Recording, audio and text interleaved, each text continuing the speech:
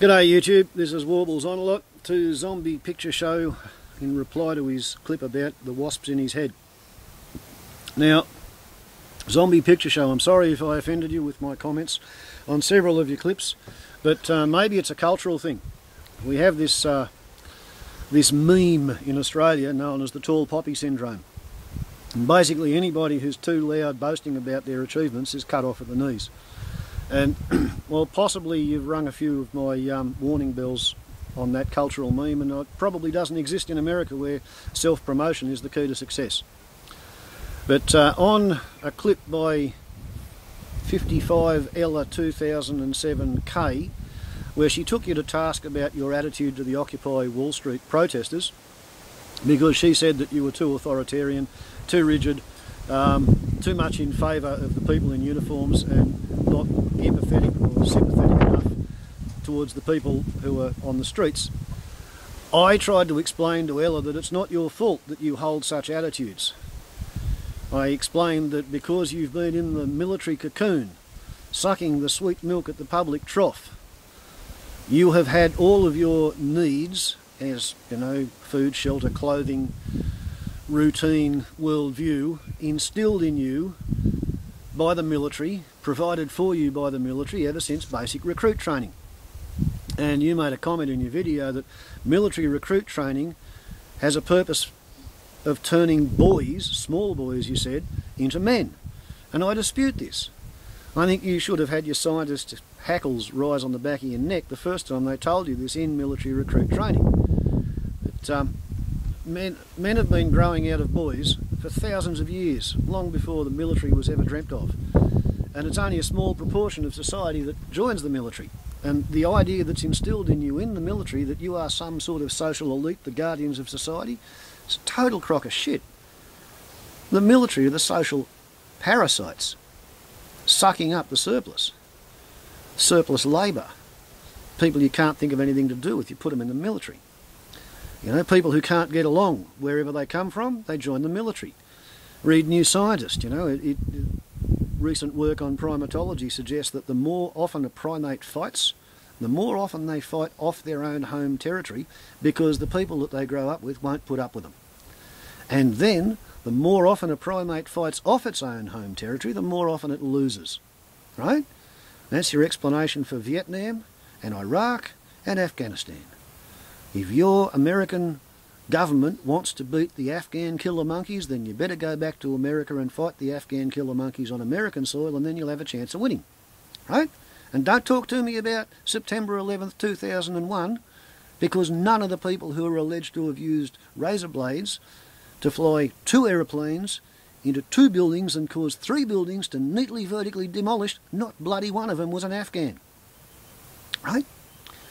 So long as you have your killer monkeys running around the hills in Absurdistan, you're going to keep getting body bags coming home because you're fighting off your own home terrain. Okay, now you notice that I'm a bit disillusioned with the military. It's because I used to be a full-on true believer. You know, I joined the Cadet Corps 3 times. First time I joined, I was a drummer boy in the band because that way you could get in 1 year earlier. Next time I joined, I was a private first class, and I could read a map. I understood contour lines. And on a bivouac, my platoon corporal could not understand contour lines, and because he was 50 pounds heavier, and he was 2 years further into puberty, I got to march up a creek bed with the rest of the platoon, with our rifles over our heads, up to our chests in water, trying to get to the top of the mountain to play capture the flag, because the chain of command could not read a map. Pivotal lesson, isn't it? The next time I was in the cadets was after the CIA coup in Australia in 1975, when Prime Minister Gough Whitlam was deposed and he was replaced with Prime Minister Malcolm Fraser. And being a staunch little liberal conservative as Malcolm was, the cadet system was reinstituted and our boarding school started having cadets again. I joined the cadets, I was on the non-commissioned officers course, and I topped the course. We went on a bivouac and I was given 2 people to command. I was told I was in charge of a squad of urban guerrillas. Right? I was to practice guerrilla insurgent warfare, and I had 1 square kilometre with a mountain in the middle of it and 3/4 of an hour's head start. 3 platoons would be looking for me. So we set a small ambush to distract them on the road, and we walked straight to the top of the mountain and sat on our arse and lit a fire and had a good time, smoked cigarettes, told lies to each other. Went back at sundown, and because I'd read Ho Chi Minh and I'd read Che Guevara and I'd read a little bit of Lao Tzu and I'd read a lot of French resistance literature from the Second World War, I expected a pat on the head. You know, I'd tied up 3 platoons and hadn't got caught. That's the job of a guerrilla leader. I got shouted at because I hadn't let myself get captured for the benefit of the 3 platoons. They'd suffered heat and misery and low morale, and therefore all the other non-commissioned officer candidates got promoted and I didn't get promoted. Right? That's when I learned that the military does not at all remotely reward intelligence or initiative. It stamps it out. Right? It discourages it. And you stayed for 20 years and you're a lieutenant colonel in the air farce. Okay, poor pitiful you.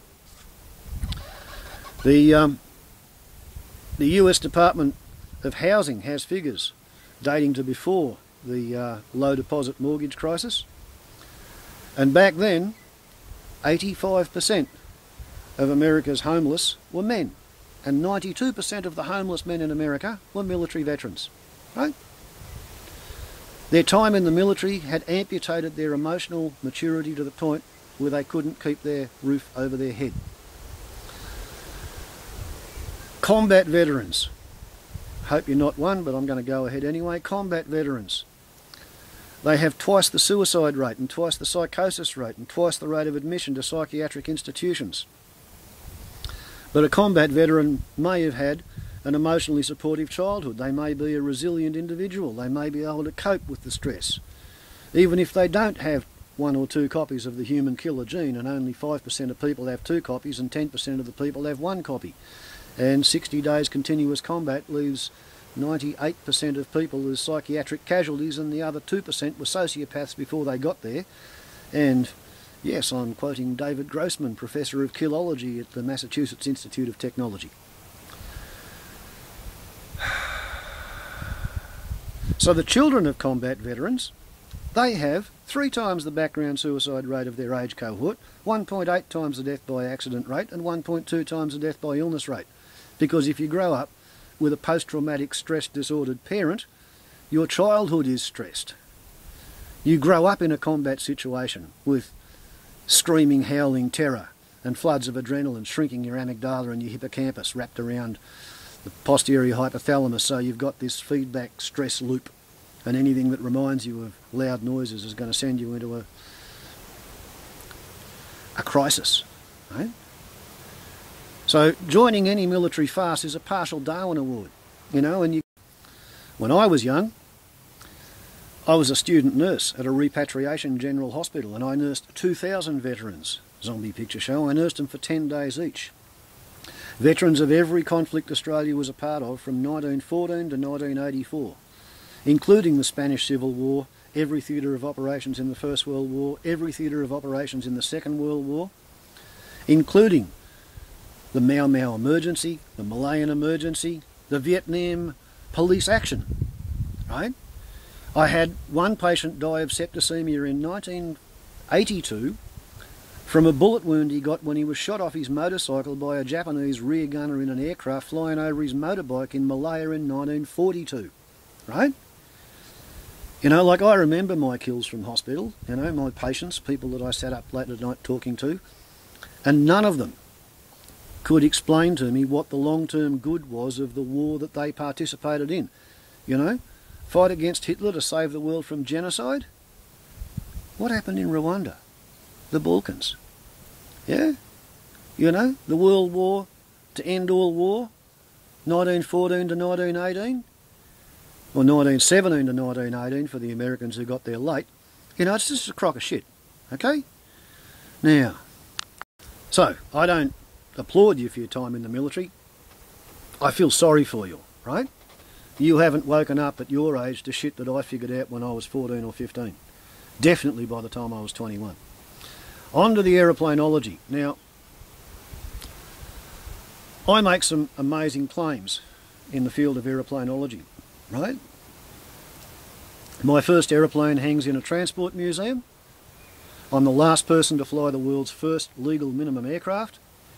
The Wright brothers had a better aeroplane. My method of safely aero-towing hang gliders was made mandatory industry standard. Right? But the relics are decorating my place, you know. Over the doorway there is the propeller that I designed and carved and flew 5 hours behind. In my toilet is the propeller that I broke one blade off by taxiing without the wings in an ultralight motor glider. In that long silvery trailer on the other side of my clearing is the remains of the motor glider with its front end stove in after I flew it upside down backwards over a fence post. You can search these things on YouTube. You know, 1975 Skycraft Scout. Autodidactic test flying. VJ24 Sun Fun Budgerigar ultralight motor glider. You know, they're up there. Sorry about the foot in the frame, but it's a bit windy. Now, how do I know that the first generation of drone pilots were downsized from the Tactical Air Force and the Transport Command? It's because I read about it in Air and Space Smithsonian. How do I know that the US Air Force has a testing ground where they can put a helicopter or a fixed-wing aeroplane on a stick and blow flight level airspeeds past it and shoot at it with heavy caliber weapons and use a high-speed camera to film what happens and then redesign the aeroplane so the black hooks don't go down anymore? I read about it in Air and Space Smithsonian. How do I know that the US Air Force does not design its own missiles? The civilian contractors design and build and supply the missiles to the Air Force? Because I read the aviation literature. And you know what, honey bun? I don't only read it. See this pile of Pacific Flyer magazines? See these little tags? Every one of those has articles that I have written, published in the Australian Aviation Press. Sometimes 18 articles in a year. So when I say I know about aero-towing regalos, we have an article written by me in the magazine for hang gliders and parachute pilots. When you look at the official organ of the Australian Ultralight Federation, we have an article about my first aeroplane, the 2-axis control single surface wing 8 horsepower Skycraft Scout, which used to operate at Old Barrel Airfield. And I am in fact the last person to fly it. That bloke on the left there is Terry Griffey. He owns it. He bought it from my father when I was in trouble with the law when I was a student nurse. That's me, my daughter and my son going to make a pilgrimage to visit Daddy's first aeroplane. Right? They'd grown up on bedtime stories of it. And suddenly it finished up in a transport museum in the neighbouring town. AUF Journal again. A letter explaining why thrusters were a particularly horrible form of a flying machine, which crashed the price of second-hand thrusters by 60% in one weekend. Yet, I got a letter from the operations manager thanking me for getting the bloody things out of the sky. 12 to 18 articles per year.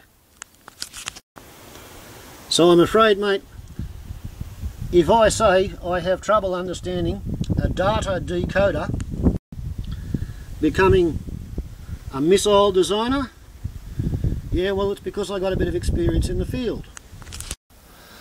And you might have done all that stuff, but I find it a pretty tall tale. You know, it's a long bow to draw. I'd like to see, you know, a few old photos. That's the cooling fan that ate the throttle cable and stopped the engine of my best mate, who came to me for advice about aeroplanes. And then he broke that propeller doing a kamikaze attack on a sheep. Search Canada John Skycraft Scout for that story.